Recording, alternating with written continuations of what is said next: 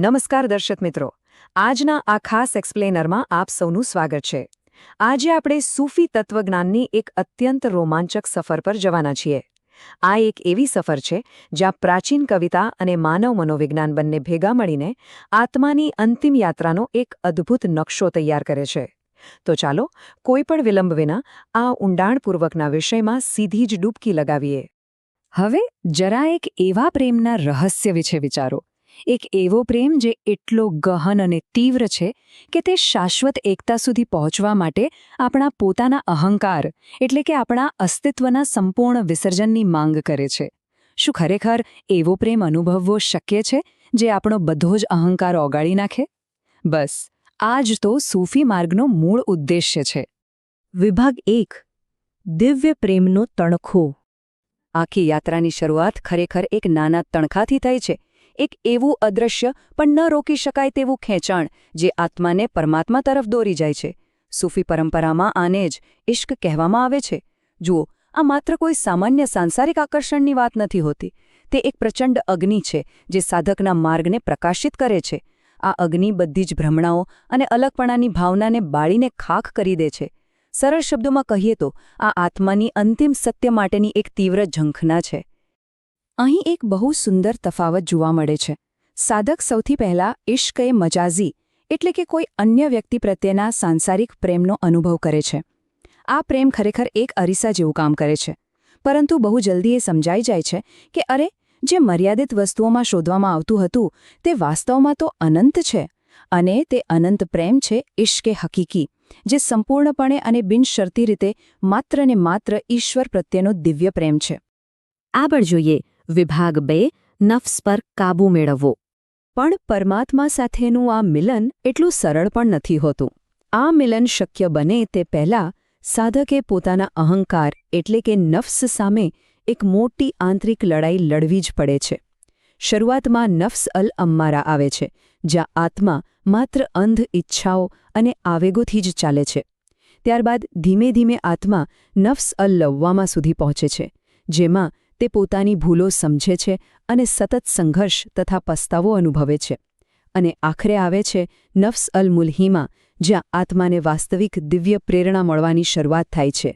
આ માર્ગ પર આગળ વધતા વધતા સાધકને ઈશ્વર તરફથી અમુક ક્ષણિક ભેટો મળે છે, જેને હાલ કહેવાય છે. આ અચાનક આવે છે અને જતી રહે છે. પરંતુ સાધકનું સાચું લક્ષ્ય આ હાલ નથી, પણ મકામ પ્રાપ્ત કરવાનું છે. આ મકામ એ સ્થિર અને કાયમી આધ્યાત્મિક અવસ્થાઓ છે, જેમ કે સંપૂર્ણ ધીરજ અને અતૂટ વિશ્વાસ. અને હા, આ મકામ માત્ર સતત અને અથાગ પ્રયત્નો દ્વારા જ પ્રાપ્ત કરી શકાય છે. સારું, આપણું આ એક્સપ્લેનર હવે કાવ્યાત્મક ખીણો તરફ વળી રહ્યું છે, ત્યારે અહીં એક નાનો વિરામ લઈએ. જો તમને આ માહિતી રસપ્રદ લાગી રહી હોય તો પ્લીઝ આ વિડીયોને અત્યારે જ લાઇક કરો, અન્ય જિજ્ઞાસુ મિત્રો સાથે શેર કરો, તમારા વિચારો નીચે કોમેન્ટમાં જણાવો અને આવા જ વધુ સંગઠિત જ્ઞાન માટે ચેનલને સબસ્ક્રાઇબ કરવાનું ભૂલતા નહીં. ચાલો યાત્રા આગળ વધારીએ. વિભાગ 3: 7 ખીણોની યાત્રા. આ શુદ્ધિકરણની પ્રક્રિયાને જો સંપૂર્ણ રીતે સમજવી હોય તો આપણે 12મી સદીના મહાન કવિ ફરીદ ઉદ્દીન અત્તારના પૌરાણિક કાવ્યાત્મક નકશા the conference of the birds તરફ નજર કરવી જ પડે. આ મહાકાવ્યમાં હુપો નામનું એક પક્ષી અન્ય તમામ પક્ષીઓનું માર્ગદર્શન કરે છે. તે તેમને 7 અત્યંત જોખમી ખીણોમાંથી પસાર કરીને તેમના સાચા દિવ્ય રાજા સિમોર્ગ સુધી પહોંચવાનો રસ્તો બતાવે છે. રસપ્રદ વાત એ છે કે આ પક્ષીઓ ખરેખર આપણી માનવતાની ખામીઓનું જ પ્રતિનિધિત્વ કરે છે. તેમની આ ઉડાન બીજું કંઈ નહીં પણ આપણા આત્માની યાત્રાનું જ પ્રતિબિંબ છે. જેમ પક્ષીઓ શોધ, પ્રેમ, જ્ઞાન અને વૈરાગ્ય જેવી ખીણોમાંથી પસાર થાય છે, બરાબર તેવી જ રીતે માનવ આત્મા પણ પોતાની બધી જ અશુદ્ધિઓને પાછળ છોડીને ધીમે ધીમે શુદ્ધિ તરફ આગળ વધે છે. વિભાગ 4: વિનાશ અને શાશ્વત મિલન. એકવાર સાધક એકતા અને આશ્ચર્યની અંતિમ ખીણો પાર કરી લે પછી સમજો કે આ યાત્રાના સૌથી ગહન અને ભારે તબક્કાઓ નજીક આવી ગયા છે.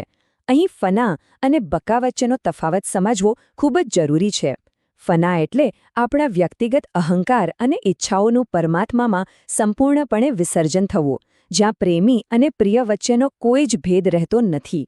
અને ત્યારબાદ બકા આવે છે, જ્યાં સાધક સતત જાગૃતિ સાથે ઈશ્વરમાં લીન રહીને પણ પાછો દુનિયામાં આવે છે અને માત્ર એક દિવ્ય સાધન તરીકે જ પોતાનું કાર્ય કરે છે. ફરીદુદ્દીન અત્તારની આ અદ્ભુત પંક્તિ ગરીબી અને વિનાશની ખીણનું એકદમ સચોટ વર્ણન કરે છે. તેઓ કહે છે, જે કોઈ આ સમુદ્રમાં ડૂબી જાય છે તે આશીર્વાદ પામે છે અને સ્વવિનાશમાં શાશ્વત આરામ મેળવે છે. આ એ જ છેવટની અવસ્થા છે જ્યાં એક નાનકડું ટીપું આખરે કિનારા વગરના અનંત સમુદ્રમાં સંપૂર્ણપણે ભળી જાય છે. અને છેલ્લે વિભાગ 5 અંતિમ મુકામ. તમામ 7 ખીણો પાર કર્યા પછી અને અહંકારને સંપૂર્ણ કાબૂમાં કર્યા પછી સાધક આખરે આ એકબીજા સાથે જોડાયેલા નકશાના અંતિમ મુકામ પર પહોંચે છે. આ તમામ અલગ અલગ પ્રાચીન માળખાઓનું જોડાણ ખરેખર કેટલું અદ્ભુત છે. મનોવૈજ્ઞાનિક નર્વ્સ, કાવ્યાત્મક ખીણો અને ભક્તિમય પ્રેમ, આ ત્રણેય નકશાઓ અંતે તો આપણને એક જ ગંતવ્ય તરફ દોરી જાય છે. આત્માની શુદ્ધિ, ખીણો પાર કરવી અને પ્રેમનું ઊંડાણ, આ બધું એક જ સમાન દિશામાં વહે છે. અને તે અંતિમ મુકામ છે વિસાલ.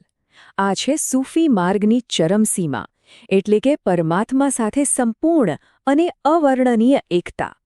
આ ગહન શાંતિની એવી એક અવસ્થા છે જ્યાં નફ્સ અલ કામિલા એટલે કે સંપૂર્ણ આત્મા સૌથી ઊંડી દિવ્ય જાગૃતિમાં મૂળિયા જમાવીને આ દુનિયામાં પોતાનું જીવન પૂર્ણપણે અને જાગૃત અવસ્થામાં જીવે છે. તમે નોંધ્યું હશે કે આ આંકડો 7 વાર વારંવાર સામે આવે છે. ભલે તે આત્માના 7 તબક્કા હોય, પક્ષીઓની 7 ખીણો હોય કે પછી પ્રેમના 7 તબક્કા હોય. આ 7નો અંક ખરેખર આંતરિક વિકાસ અને આધ્યાત્મિક પ્રગતિ માટેનો એક સાર્વત્રિક માળખું રજૂ કરે છે. તો આ બધું જાણ્યા પછી આપણા મનમાં એક બહુ મોટો પ્રશ્ન ઊભો થાય છે.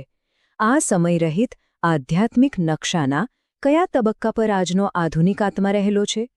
આ પ્રાચીન સત્યો આપણા આજના દોડધામવાળા જીવનમાં કેવી રીતે પડઘાય છે અને આપણે પોતે અત્યારે કઈ ખીણમાંથી પસાર થઈ રહ્યા છીએ?